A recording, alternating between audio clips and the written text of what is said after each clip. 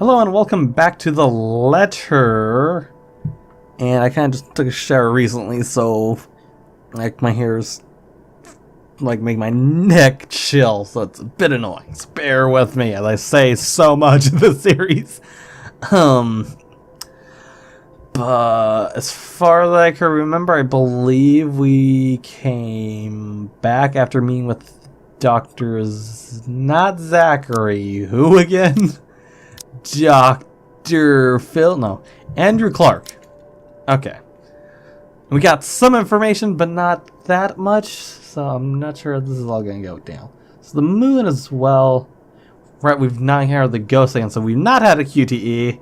So I just need to be ready for whenever that occurs. Moon is well into the night sky, but by the time I make it back home, my heavy treads and the sound of traffic outside echoing in my ears, filling the empty room with some semblance of life. Nana would scold me if she ever hears me walk like that. After today, I really can't give a damn about everything. To make sure everything's recording. The mattress creaks under my weight as I I can't speak. I can't speak, words are complicated. The mattress creaks under my weight as I uncrementally flop down on it, and I find myself looking at the paper under my grip. An invitation I request to cover an event? The Wright's housewarming party tomorrow evening. Oh, right, he did go, didn't he? If only it were that easy.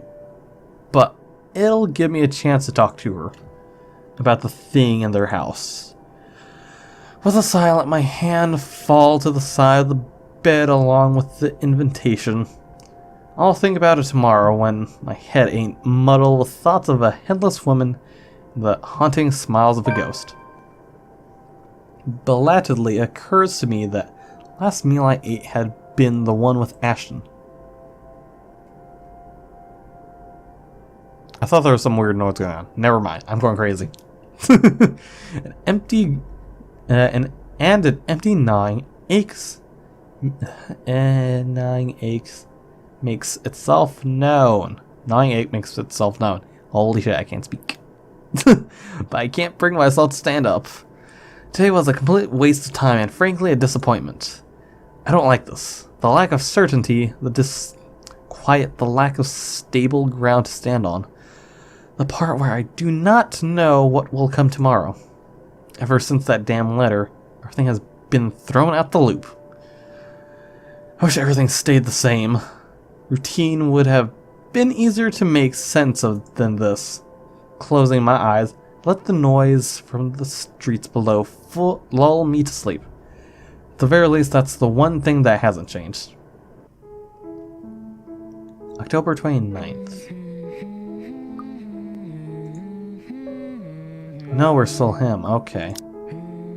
Melody, because usually when this has popped up, it's usually meant that we've swapped to a different character. The melody carries into the hall long before it crosses the threshold. Solemn but gentle and soothing, reminder of what home is. Pause firm. Wait. It said the 29th, didn't it? The party was. Yeah, the party was on the 28th. But it said we're on the 29th. Okay, pause firm, but meaningful gaze. Ma's wistful smiles, the warm rays filtering through the eaves at sunset. And the distinct smell of wet earth and leaves after a long day's rain. And our room. The room Ma and Pa's pride and joy, place we were once promised several springs ago. Yet it won't stop. No, wait! Come back! I'll be good this time! Please don't leave! Please stay! The floorboards are cold under my feet. Marlene, you're calm the fuck down. Go safe. Don't interrupt me again, Leo! He's looking at the door right now, just like, I heard a noise. There you go. Go back. Nothing you need to worry about, Leo. So yeah, my dog is just very curious on every goddamn noise. So I don't know if you even heard the door close of some sort. Because I think someone left. But anyways, the floorboards are cold under my feet. More than it usually is. The walls more forbidding than what I'm used to. Farther and further. Farther and farther the room goes. Ma's singing ceases and Pa... I can't hear Pa. That seemed a little exaggerated that time. Not above the raucous clang and the deafening roar of gunshots, nor the screams replacing the comforting, soft melodies. There's only one blinding fear. But when the light breaks... Fuck! Her skin has already taken a sickly pale color. Rotted in most parts, blood dripping from every open gash and lesion on her body. Bony hands grip Hannah's neck like a noose, staining the skin underneath with a vibrant shade of scarlet. Nothing but malice fills the gleam in her eyes. The scream ripples thick. What the? What the hell? Who the fuck was that? My whole body feels distant. Every limb heavy with lead, all unable to move at will. Not even so I could wipe beads of sweat forming at my temple. Rasping my breath easily fills the room in the wee hours, while I force it back into a steady rhythm. There is a tightness in my chest. I can't see if there's something there. What the hell? It's a tightness in my chest I can't shake off. My heart is pounding against it as if it's about to burst out. Something cold has settled on my legs. Not the usual chill that comes and goes with... Hold on. Let me quick save. There's a real chill that comes from passing breeze from the window, but one strong enough to sting shackle and leave a frigid sensation creeping up my skin. With every struggle I make, the pressure wins firmly around my legs. Tighter, and tighter, and tighter. All until it becomes too much. Why are you looking to the right? Is there something to the right? My heart stops. Another dress. Hold on, I'm gonna be ready. Ready for one of these keys on the keyboard. Another draft sweeps into my room and brings with it the iron ting of blood. Thick, suffocating. Filling my nose. Fly, you're annoying me too. There's a fly in my room right now. On my nose with the foul, sickening smell as I shift my gaze downwards. Slowly comes to view. I think I saw something. I was stretched in a... Oh my god! Outstretched into a hideous smile, eyes bring with nothing but madness. Stench of gore taints the air around me and I can't look away. What do I do? What do I do? From it... Oh my god, oh my god, oh my god. Ermengarde. From it, her. The terror at the death that her uncanny twisted features alone scream. Try to open my mouth to shout to ask for help. The voice has left my body altogether. All I have is a painful realization that no kind of plea will ever save me from her.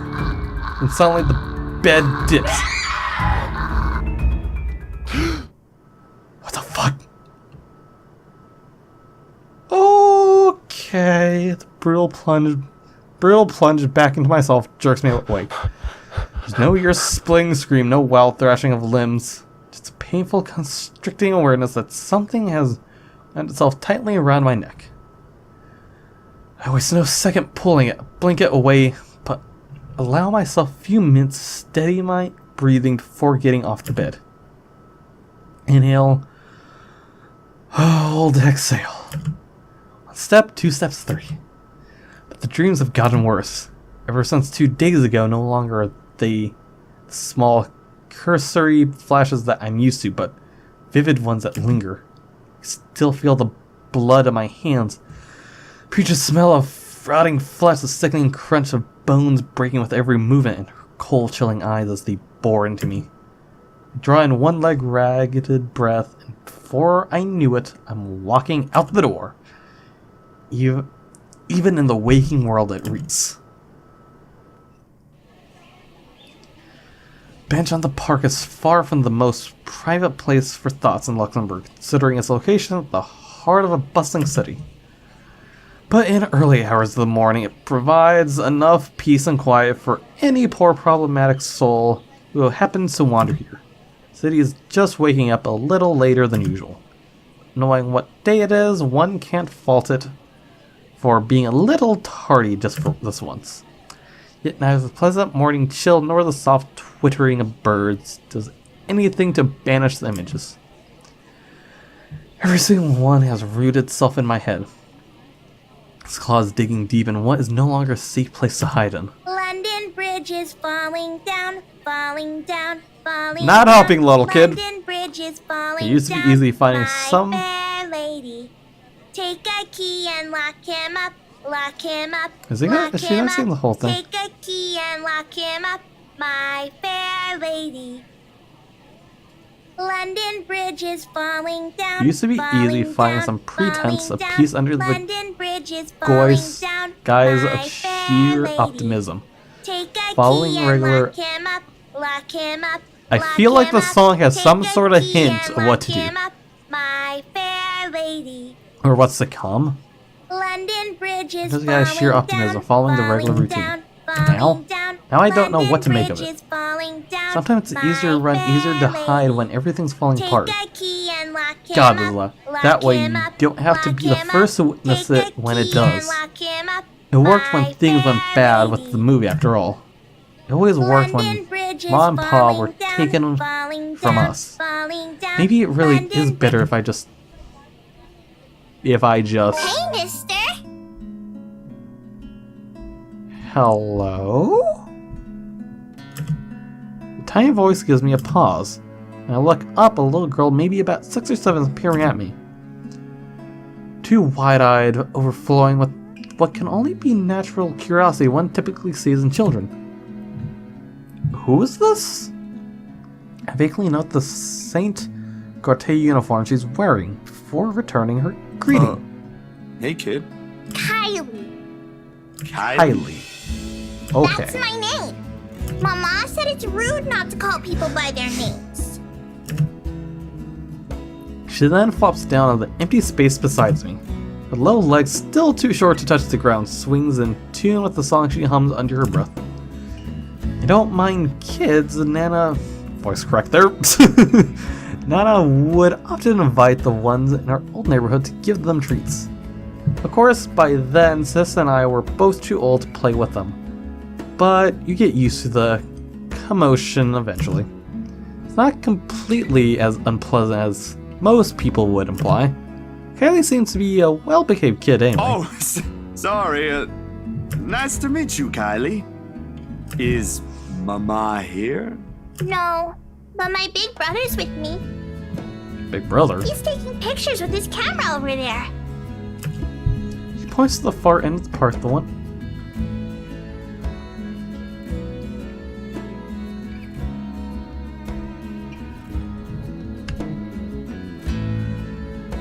Okay, so I guess we can conclude soon. Anyways, she points at the far end of the park, the one closest to the street, where a kid is taking shots of something above him. Doesn't look to be birds because all there is on the other side of the park are I buildings. don't see what's so interesting with the tip of a building, though. I'd take pictures of dogs if I were him.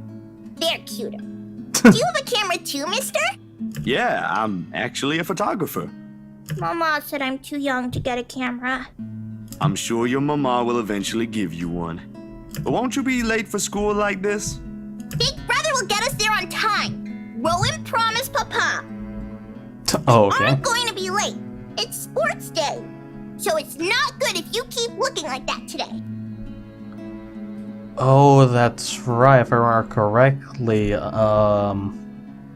Beth? Becky? Becky? Rebecca, yeah. I was right. Because I remember Rebecca said that it was sports day. If it ends up raining and we lose, it's your fault. Okay, Kylie, don't need to be like that. All right, I'll try not to upset the clouds today, kid. Is it because you're sick, mister? Before I know it, a smile has spread over my face. Say kids ask the toughest questions sometimes. And they sure do, with how sincere Kylie looks. Lying feels like doing her a huge disservice. No, not sick. Just having a very, very bad day. Why is that? Is that like when my big brother ate all of my pudding? He did that once and then cried. It wasn't very nice of him. Yeah, I think so. You see, there's this mean girl. She's given my friends and I a lot of trouble. I even got in a fight with my best friend because of her. Hard to keep up when things are like that, you know? Especially when you can't do anything. It's kind of scary. Makes you wish things will just stay as peaceful as they used to be. Maybe she just wants to be friends with you? I don't think I want to give that girl a hug. I highly doubt that. Yep.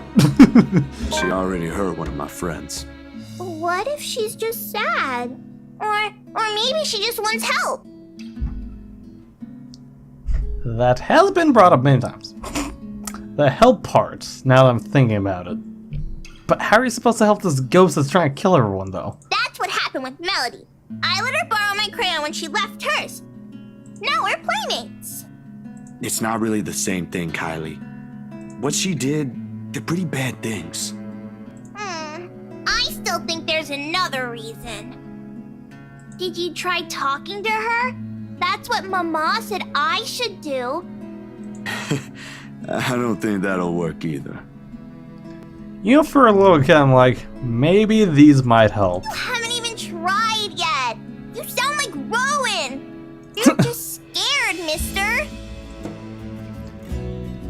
That strikes a chord. Maybe it's the honesty in her tone or simply the truth in the words itself. I don't know why, but I can't help it. I laugh. Loud enough to disturb an elderly couple taking a leisurely walk nearby. Why are you laughing? That's nothing. You're a really smart kid, you know that? That's what I've been doing, ain't it? Go full speed ahead, then backtrack when the going gets tough. Stay in my safe zone because that's what I know. Once Dr. Navarro said I should be the first one willing to deal with my problems before anyone else. I didn't show up on our next appointment after that, but he's right. Though I hate to admit it, knowing what I've seen, but the kid makes a good point too. Been so caught up thinking there might be not a way out. Maybe there isn't, or maybe there is. But that doesn't mean I should just leave it up to fate. I keep getting the butterfly effect to the update. I really want to see the branching trees, see what the choice I've done led up, but I'm like, I don't want to spoil myself. Especially with how far I've gotten now. So aren't spirits supposed to be humans before too? Like people they cared about lived a life of their own, smiled and laughed like the rest of us does? Do they really lose all of it after death? You better get to school, though, or you'll miss sports day. You should have won yourself some awards, alright? Alright. Can I show it to you when I do? That can cheer people up, right? The distance her brother calls for her, and I took that as a sign to leave. Got things face the first few steps, they say. Nah, I'm good now, I think. Thanks to you. Besides, Mister needs to go. But you should show it to Mama and Papa. I'm sure they'll be proud of you, Kylie. I will. Thanks, mister. Bye. Give her a little pat on the head before heading my way. Small gesture of thanks from a stranger she didn't know she might have helped. She may not understand it now, even though at such a young age she already has this understanding of things, but maybe when she's older. The world no longer seems too big But for her. aren't you going to help me, mister? What the fuck? With what? Confused, I glance back. Fuck, I knew there was something wrong! Whatever cheer our little talk brought has vanished under the shadows suddenly dancing in my eyes.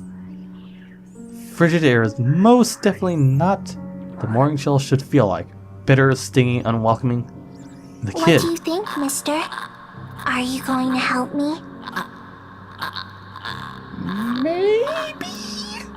What do you want from us? The response never came, however, because when I blinked, gone. Hello? Mister? Are you okay? Sure.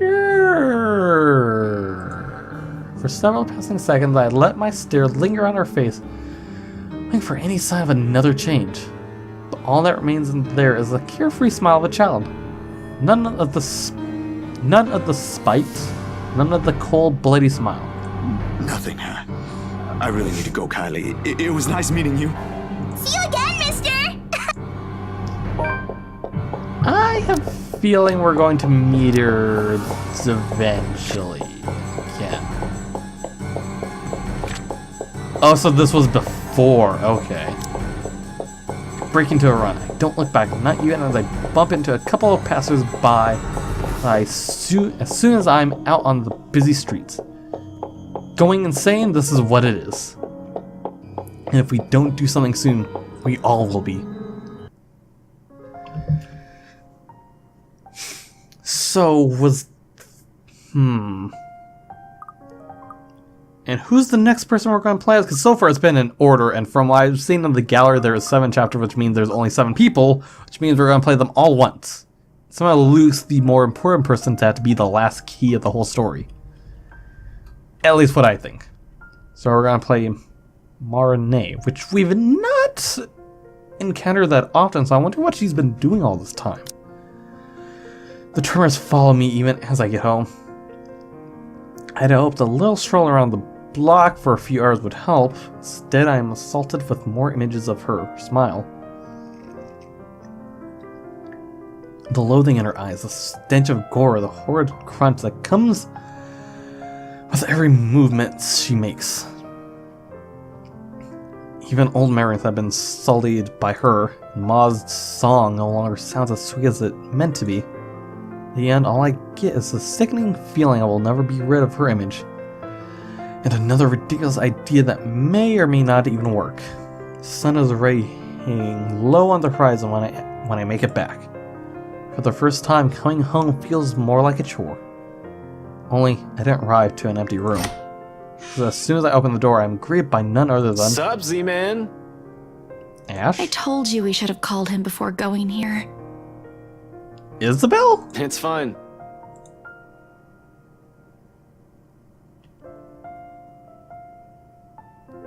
I was right, okay.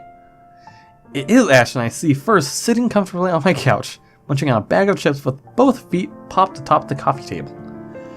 Whatever provable stone has made a home at the pit of my stomach automatically flies right out the window at the sight of him.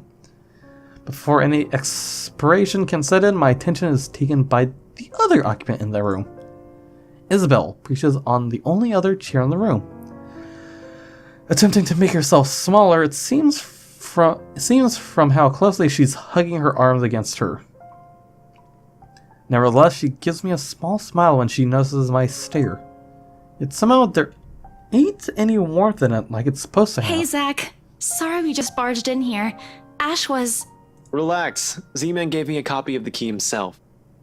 Only after you broke the 13th one. I can't keep replacing them every time you think it'd be a good idea to break into my apartment. And stop calling me Z-Man. I didn't break anything this time. Are you sure? Ash, just because I gave you a key doesn't mean you can just stroll in here whenever you want to. And, hey, is that my... Chips? Ash smirks at me because, of course, he has the gall to smirk knowing what he did. He pops in what's very likely the last piece of chip into his mouth and folds the wrapper neatly on the table before throwing it on a nearby trash. From her chair, Isabel shoots me an apologetic smile as soon as the foil hits the waste bin with a dull thunk. Common sense detects that I should be angry, but after everything, despite things we've just straightened out before it blows up in our faces. Having something normal play out in front of me, no matter how childish their antics can get, I can't bring myself to muster even a tidbit of it. Behind me, the television starts blaring the music for the end credits of a movie. They have likely been waiting for a while if Ash has gotten impatient enough to rummage through my cupboards and watch something. Of course he eats all of it. You know, I was saving that for the weekend. Did you at least share some with Bella? Don't worry about it. I'm good, Zach. Really? It's free food, you know? What was that you usually say? You don't say no to free food? What happened? No, I'm just not hungry. Clearly something's a little off about them. I don't know why. Something seems off. Ash only shrugs at the question in my eyes. I can't be the only one who finds this vibe she's giving off to be odd, and the guy has no doubt already caught wind of it. Aye. But if you want something, just say so. I've got a fully restocked pantry right here at your disposal. Still not a 5-star level thing, but for an empty stomach, it'd do. Just say the word. Thanks, Zach. Maybe next time. Food is not really what we came here for. Ash, he's the one who... She casts a brief glance at Ash, and in an instant he sits up. Every trance of amusement is gone from his face as he claps his hand in front of him and leans forward. A minuscule gesture meant to ease, yet the grim expression on him tells a different story altogether. All right, you two, what's this about? I don't like those looks. If this has something to do with the other day, I really am sorry about that. It was rude, and I didn't mean for it to come out that way. A short but tense pause follows. They're both stalling. Under normal circumstances, I wait with these two. The more we force, the more they'll clamp down on. But as a handful of seconds continue to slip by, the unsettling feeling in me also grows with it. Soon it turns into impatience. Before I can demand a response, though, one of them finally speaks up. It is Ashton who first breaks it. No, don't apologize. I should have listened. How is everything with you lately, Zach? Not well. Hold on, Ash. Not well. Both of you. Did I just hear you say that? Is this why Isabella's here? Has something happened? Calm down, we're just here to check on things. So, did you meet Andrew about the photos? What photographs? Oh. Said photographs has been sitting untouched since the day I dumped them in my drawer. Isabella goes very still when I hand her the small stack. To her credit, she does not flinch like I'm expecting her to, and flips through each of it in silence. But while her eyes remain strangely calm, her hands have gone rigid and her mouth has set into a thin line. She, out of all people, understand what this means. In hindsight, she should have been the one I approached before Ash. What did Andrew say about them? It could be one, but there's no guarantee it's a supernatural thing. It doesn't always happen. So, that's a dead end right there. Now that I think about it, bothering that guy for this feels pretty silly now. But with the dreams lately... That's all? Did he say anything about the damn letter at all? Probably would have if we had Isabel go to him first. Did you ask him even? I pause, glancing at him skeptically. I don't know where the sudden curiosity is coming from.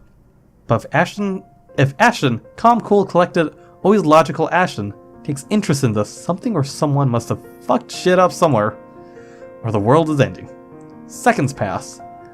The apocalypse I'm expecting to go along with doesn't arrive, however. Yeah, that's really everything. The letter kind of slipped my mind. The photos were more important at that time.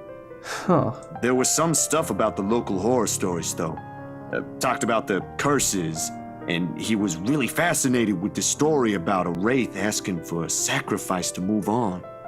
Kinda nasty if you ask me, but it does make sense if you simply go along with it. I'm not sure how this will help in the grand scheme of things. Why are you asking about this anyway?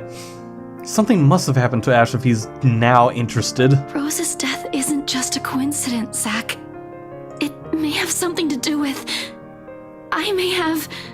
Wait, stop right there for a sec, Bella. I thought you ain't buying this stuff, Ash. Just the other day, you said the exact same thing. I still don't, but even Rebecca, out of all people, claims there's something. Oh, so Rebecca's probably seen it, and we were going to play her at some point to figure out what it is. Whatever this is, someone has got to look into it. Everything about this screams shady. Are you sure you even have the time? Ain't you busy with your current case? I got taken off that one. You didn't say you were taken off your case. I just got the news this morning. Apparently the higher-ups think I'm doing a horrendous job at it. It doesn't matter though. If these two cases are connected like I initially thought, then regardless, I'm on the right track. Are you sure we should even be doing this? Doing what exactly? What's going on? There's some place we'll visit after this. Too vague for comfort, Ash. And please don't tell me you're bringing her with you. His affirmation comes in the form of a stare, but that alone says all I need to know. I pointed out gives him a pause, though his voice is thick with hesitation when he addresses Isabella. You know what? Zach's right, Isabella. You don't have to come with me. It's not myself I'm worried about. It's you. I'll just do this myself, if it'll get you into more trouble with your superiors. At least I can make up an excuse why I need to be there. Don't be ridiculous. You're not walking in there without me. Besides, I think it's a little too late to back out now. Have you two seen the news this morning? I haven't, actually. Mama called, and I was busy. What happened? Changing the air around her, while small, cannot have gone unnoticed, and it takes every willpower not to ask. Probably the only thing... Oh shit, we're getting... Fuck, I want to keep going. Probably the only thing running in my curiosity is the fact that Ash himself haven't brought it up either. And that's where I got to end the video, so... There's so much questions I'm supposed to do! Like, because why is Ash all interested now? Makes no sense right now for me. So anyways, if you guys enjoyed the video, go hit the like or up button. If you want to see more or be notified what's happening next, go hit the subscribe or follow button. And you got anything to say, say it in the comments below, and we'll see you guys in the next video. Comrades.